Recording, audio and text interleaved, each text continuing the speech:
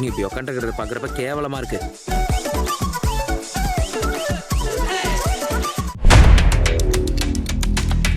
March மாதம் 23ஆம் தேதி இரவு அமெரிக்காவினுடைய டெக்சாஸ் மாநிலம் ஃபோர்ட் ஆதர் பகுதியில் அமைந்துள்ள வாலிரோ எண்ணெய் சுத்திகரிப்பு நிலையத்தில் ஒரு சக்தி வாய்ந்த வெடிப்பு ஏற்பட்டது. உலக அளவில் நிலவி வரும் ஈரான் அமெரிக்கா இடையிலான மோதல் போருக்கு மத்தியில் இந்த சம்பவம் வெறும் விபத்தா அல்லது திட்டமிட்ட தாக்குதலா என்ற கேள்வியை சர்வதேச அரங்கில் எழுப்பியுள்ளது. மார்ச் மாதம் 23ஆம் தேதி இரவு 7:22 அளவில் வாலிரோ சுத்திகரிப்பு நிலையத்தின் டீசல் பதப்படுத்தப்படும் பிரிவில் பயங்கர வெடிப்பு ஏற்பட்டது. இந்த வெடிப்பினால் ஏற்பட்ட அதிர்வு அருகிலுள்ள வீடுகளின் ஜன்னல்களை அதிரச் செய்தது. பல மைல்கள் தூரத்திற்கு தெரிந்த தீப்பிழம்புகளும் கரும்புகையும் அந்த பகுதி மக்களை அச்சத்தில் ஆழ்த்தின. உடனடியாக அவசரகால மீட்பு படையினர் மற்றும் அபாயகரமான பொருட்கள் கையாளும் குழுக்கள் வரவழைக்கப்பட்டு தீ கட்டுக்குள் கொண்டு வரப்பட்டது. இதில் எவருக்கும் காயங்கள் ஏற்படவில்லை என அதிகாரிகள் உறுதிப்படுத்தினர். இந்த வெடிப்பு தற்செயலாக நடந்ததாக தோன்றினாலும் இதற்கு சில நாட்களுக்கு முன்பு FBI விடுத்த எச்சரிக்கை இதனை சந்தேகத்திற்குரியதாக மாற்றியுள்ளது. அமெரிக்க நிலப்பரப்பில் குறிப்பாக கலிபோர்னியா போன்ற பகுதிகளில் ஈரான் நீண்ட தூரம் செல்லும் ட்ரோன்களை பயன்படுத்தி தாக்குதல் நடத்தக்கூடும் என FBI பாதுகாப்பு ஏஜென்சிகளுக்கு எச்சரிக்கை விடுத்திருந்தது. எரிசக்தி உட்கட்டமைப்புகள் மீது இஸ்ரேல் மற்றும் அமெரிக்கா தாக்குதல் நடத்தியிருக்க பதிலடியாக இது இருக்கலாம் என புலனாய்வுத்துறையினர் கருதுகிறார்கள். வாலிரோ சுத்திகரிப்பு நிலையம் அமெரிக்காவின் எரிசக்தி பாதுகாப்பில் முக்கிய பங்கு வகிக்கிறது. தினசரி பல லட்சம் பேரல் கச்சா எண்ணெய் சுத்திகரிக்கும் இந்த ஆலையில் ஏற்படும் ஒரு சிறிய தடை கூட அமெரிக்காவின் எரிபொருள் விநியோகத்தை பாதிக்கும். இந்த தொழிற்சாலை நீண்ட காலம் மூடப்பட்டால் அமெரிக்கா முழுவதும் பெட்ரோல், டீசல் மற்றும் விமான எரிபொருட்களின் விலை அதிகரிக்கக்கூடும் என பொருளாதார வல்லுநர்கள் எச்சரிக்கிறார்கள்.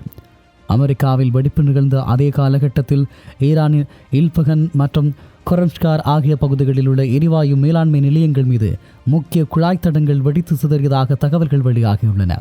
இது ஒரு இரு நாடுகளுக்கும் இடையிலான ஒரு மறைமுக எரிசக்தி போர் நடைபெறுவதை உறுதிப்படுத்துகிறது. இந்த நிலையில் ஜனாதிபதி டொனால்ட் ட்ரம்ப் இந்த விவகாரம் குறித்து பேசுகையில் ஈரானுடன் ஒரு பெரிய உடன்படிக்கை எட்டுவதற்கான வாய்ப்புகள் பிரகாசமாக இருப்பதாக குறிப்பிட்டுள்ளார். ஈரான் இனி ஒருபோதும் அணு ஆயுதங்களை உருவாக்காது என்ற நிபந்தனையின் அடிப்படையில் பேச்சுவார்த்தைகள் நடக்கின்றன. ஈரானில் ஒரு இணக்கமான ஆட்சி மாற்றம் ஏற்படுவதற்கான சூழல் நிலவுவதாக அவர் கருத்து தெரிவிக்கிறார். ஈரானுடனான ஒப்பந்தம் கையெழுத்தானால் உலக சந்தையில் கச்சா எண்ணெய் விலை கல்லை போல வேகமாக சரிந்துவிடும் என அவர் நம்பிக்கை தெரிவித்தார். டெக்சாஸ் வாலிரோ வெடிப்பானது சர்வதேச அரசியலில் ஒரு திருப்பு முனையாக பார்க்கப்படுகிறது. ஒருபுறம் அமைதி பேச்சுவார்த்தைகள் பற்றி பேசப்பட்டாலும் மறுபுறம் முக்கிய எரிசக்தி நிலையங்கள் இலக்கு வைக்கப்படுவது உலக பொருளாதாரத்திற்கு பெரும் அச்சுறுத்தலாக உருவெடுத்துள்ளது. சமீபத்திய அறிக்கைகளின்படி ஈரானின் ஏல்பகன் மற்றும் கொரன்ஸ்கர் ஆகிய பகுதிகளில் உள்ள முக்கிய எரிவாயு மேலாண்மை நிலையங்கள் மற்றும் அழுத்த குறைப்பு நிலையங்கள் மீது மர்மமான முறையில் தாக்குதல் நடத்தப்பட்டுள்ளது. இது ஈரானின் உள்நாட்டு எரிசக்தி விநியோகத்தை பெருமளவில் பாதித்துள்ளது. இந்த தாக்குதல்களுக்கு பின்னணியில் இஸ்ரேலிய உளவு அமைப்புகள் இருக்கலாம் என ஈரான் குற்றம் சாட்டுகிறது. FBI ட்ரோன் எச்சரிக்கை மற்றும் அதன் தீவிரம். அமெரிக்க புலனாய்வு அமைப்பான FBI ஈரானிய ஆதரவு பெற்ற குழுக்கள் அமெரிக்க நிலப்பரப்பில் குறிப்பாக கலிபோர்னியா போன்ற மேற்கு கடற்கரை மாகாணங்களில் நீண்ட தூரம் செல்லும் ட்ரோன்களை ஏவக்கூடும் என எச்சரித்திருந்தது. இது தற்கொலை தாக்குதல் அல்லது உளவு பார்க்கும் நோக்கத்துடன் இருக்கலாம் என கருதப்படுகிறது. அமெரிக்காவின் முக்கிய உட்கட்டமைப்பு தளங்கள் மற்றும் சுத்திகரிப்பு நிலையங்கள் தற்போது உயர் பாதுகாப்பு வளையத்திற்குள் கொண்டு வரப்பட்டுள்ளன. அமெரிக்க ஜனாதிபதி டொனால்ட் ட்ரம்ப் தனது பேட்டியில் ஈரானில் ஒரு புதிய தலைமை அல்லது ஆட்சி மாற்றம் ஏற்படுவதற்கான சாத்தியக்கூறு நிலவுவதாக குறிப்பிடுகிறார். தற்போது ஈரான் ஆட்சியின் முக்கிய தலைவர்கள் அச்சுறுத்தலுக்கு உள்ளாகி இருப்பதால் புதிய மற்றும் மிகவும் நிதானமான தலைவர்களுடன் பேச்சுவார்த்தை நடத்த அமெரிக்கா தயாராக இருக்கிறது என்று சொல்லுகிறார். ஈரான் இனி அணு ஆயுதங்களை உருவாக்காது என்ற உறுதிமொழியை பெறுவதே அமெரிக்காவின் முதன்மை இலக்காகும். கார்முஸ் ஜலசந்தி ஈரான் இந்த பாதையை தற்காலிகமாக முடக்குவதற்கான அச்சுறுத்தலை விடுத்துள்ளது. உலகளாவிய கச்சா எண்ணெய் போக்குவரத்தில் 20% இந்த பாதை வழியாகவே நடைபெறுகிறது. ட்ரம்பினுடைய கூற்றுப்படி ஈரானுடனான ஒரு வெற்றிகரமான ஒப்பந்தம் கையெழுத்தானால் உலக சந்தையில் கச்சா எண்ணெய் விலை மிகப்பெரிய அளவில் குறையும்.